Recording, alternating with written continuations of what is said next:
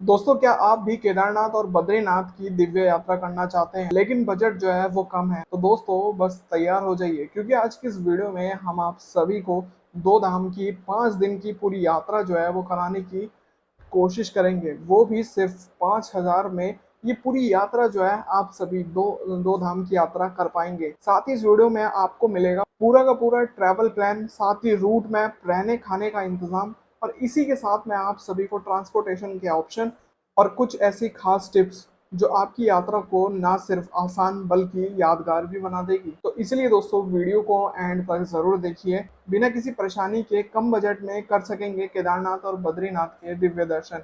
ये पूरी जानकारी आज की इस वीडियो में आपको मिलने वाली है। अगर आप चैनल पर नए आए तो भाई पहले ही चैनल को सब्सक्राइब कर लीजिए, बेल आइकन को प्रेस कर लीजिए, जिससे आने वाली सभी नई वीडियो की नोटिफिकेशन आप तक पहुंच सके। तो चलिए शुरू करते हैं आज की ये वीडियो। दोस्तों, आपकी यात्रा की शुरुआत जो है आप जहां से चाहें आप वहां से कर सकते हैं, लेकिन सबसे सस्ता और सुविधाजनक ऑप्शन है हरिद्वार या ऋषिकेश से यात्रा शुरू करने का। अगर आप सभी दोस्तों दिल्ली से आ रहे हैं तो आप सभी को दिल्ली से हरिद्वार तक ट्रेन या बस का टिकट मात्र 200 से 300 रुपए में मिल जाता है। अब यहाँ दोस्तों आप सभी का शुरू होता है डे वन, यानी कि ऋषिकेश के हरिद्वार से गुप्त काशी का ये पूरा सफर आप सभी का जो है वो रहने वाला है। हरिद्वार या ऋषिकेश से गुप्त काशी के लिए लोकल शेयरिंग टैक्सी या फिर जीएमओयू की बस ले सकते हैं। मैक्सिमम ऋषिकेश से गुप्तकाशी की दूरी लगभग 220 किलोमीटर की है और इसका किराया मैक्सिमम 400 से 500 रुपए तक का जो है वो होगा। रास्ते में आप सभी को देवप्रयाग, रुद्रप्रयाग जैसे सुंदर स्थानों के दर्शन आपको होते हुए नजर आएंगे। अब यहाँ दोस्तों आप सभी जो है रात तक गुप्तकाशी जो है आप पहुंच जाएंगे। तो रात में ठहरने के लिए आप सभी को गुप्तकाशी में धर्मशाला या फिर बजट फ्रेंडली होटल जो है वो आप सभी को मिल जाएंगे, जो कि मैक्सिमम 300 से 500 रुपए में मिल जाते हैं। अब आप सभी जो है रात को गुप्त काशी में ही जो है स्टे करें, फिर यहाँ पर दूसरे दिन सुबह सुबह जल्दी उठकर गुप्त काशी से सोनप्रयाग के लिए जो है आप निकल जाएं। आप चाहें तो आप दोस्तों टैक्सी या बस पकड़ के भी आप सभी जो है सोनप्रयाग तक जा सकते हैं। मैक्सिमम इसका किराया लगभग 100 रुपए तक का जो है वो रहता है। तो फिर दोस्तों सोनप्रयाग से आप सभी जीप से गौरीकुंड तक पहुंच सकते हैं, जिसका किराया मैक्सिमम 30 से 50 रुपए तक का जो है वो लगेगा, जिससे आप सभी गौरीकुंड तक पहुंच जाएंगे। अब यहाँ से शुरू होता है एक असली सफर, जो कि केदारनाथ यात्रा का है। यहाँ से आप सभी को जो है 16 किलोमीटर का पूरा लंबा पैदल ट्रैक करके आप सभी को पूरी यात्रा जो है वो शुरू करनी है, यानी कि गौरीकुंड से केदारनाथ धाम तक की। अगर आप सभी दोस्तों पैदल नहीं जा सकते तो आप सभी घोड़े या खच्चर पर आप सभी जो है अपनी यात्रा कर सकते हैं। अगर आप सभी दोस्तों इनसे भी नहीं करना चाहें तो आप सभी हेलीकॉप्टर के जरिए भी यात्रा जो है वो कर सकते हैं। लेकिन अगर आप बजट फ्रेंडली यात्रा कर रहे हैं तो आप सभी के लिए सबसे सूटेबल रहेगा कि आप सभी पैदल यात्रा ही करें, जिससे कि थोड़ा कम खर्चा आप सभी का बैठेगा। साथ ही दोस्तों इसी के साथ में आप सभी जो है मैक्सिमम 8 से 9 घंटे में आप सभी पैदल ट्रैक करके केदारनाथ धाम तक पहुंच जाएंगे। रात में आप सभी स्टे जो है केदारनाथ धाम पर ही करें। पैदल चलने वालों के लिए रास्ते में कई ऐसे फ्री टेंट सरकारी कैंप जो है आप सभी को यहाँ केदारनाथ धाम पर मिल जाएंगे, जिसका किराया मैक्सिमम 200 से 500 रुपए में जो है आप सभी को डोरमेट्री उपलब्ध उपलब्ध जो है वो होती है। तो यहाँ पर आप सभी को फ्री टेंट सिटी में आप सभी को एक टेंट की सुविधा भी मिल सकती है। सरकारी कैंप जो लगाए जाते हैं वहाँ पर भी आपको कई सुविधा मिलेगी। अगर आप सभी डोरमेट्री में रुकना चाहें तो डोरमेट्री में भी आप सभी रुक सकते हैं। यहाँ आपका शुरू होता है तीसरा दिन। सुबह सुबह जल्दी आप सभी जो है केदारनाथ धाम के मंदिर के दर्शन करें। सुबह सुबह आप सभी के 4 से 5 बजे के आसपास अगर आप दर्शन करते हैं तो आप सभी के फटाफट दर्शन जो है वो हो जाएंगे। मैक्सिमम 1 से 1.5 घंटे या 2 घंटे तक आपके दर्शन जो है वो क्लियर किए जा सकते हैं।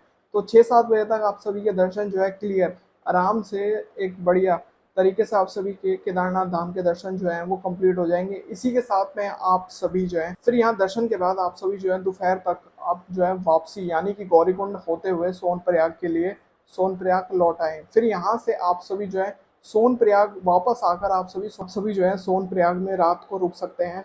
फिर यहाँ आपका शुरू होता है डे 4, यानी कि सोनप्रयाग से बद्रीनाथ के लिए रवाना हो जाना है आप सभी को डे 4 में। अगला पड़ाव है बद्रीनाथ के लिए। सोनप्रयाग से सीधी बद्रीनाथ के लिए बस आपको नहीं मिलेगी, ये बात मानकर चलिए आप सभी को बद्रीनाथ के लिए सोनप्रयाग से सीधी बसें जो है वो नहीं मिलती है, इसलिए आपको पहले रुद्रप्रयाग जाना पड़ेगा। रुद्रप्रयाग से आप सभी को कर्णप्रयाग जाना पड़ेगा, फिर कर्णप्रयाग से जोशीमठ, और फिर आप सभी पहुंचेंगे बद्रीनाथ धाम। बद्रीनाथ जाना होता है। तो ये कुछ इस तरह का पूरा रूट है जिस तरह आप सभी जो है बद्रीनाथ धाम तक पहुंच पाएंगे। ये जो पूरा बद्रीनाथ का जो पूरा सफर रहेगा वो पूरा 250 किलोमीटर का जो है वो होता है। आपको इसमें क्या है कि अगर आप सभी शेयरिंग टैक्सी से जा रहे हैं तो आप सभी के सफर में आपको 2 बार शेयरिंग टैक्सी जो है वो बदलनी होगी, या फिर अगर आप सभी GMU बस के थ्रू अगर आप बद्रीनाथ जा रहे हैं तो आप सभी को बसें भी बदलनी होंगी। और साथ ही इसका कुल किराया लगभग आप सभी का 600 से 700 रुपये तक का जो है वो बैठ जाएगा, बस या टैक्सी के थ्रू जाने जाने का ही। साथ ही आप सभी को बद्रीनाथ में GMEM धर्मशाला और आश्रम जो है आप सभी को ठहरने के लिए मिल जाएंगे, जिनका किराया 300 से 500 रुपये में उपलब्ध है।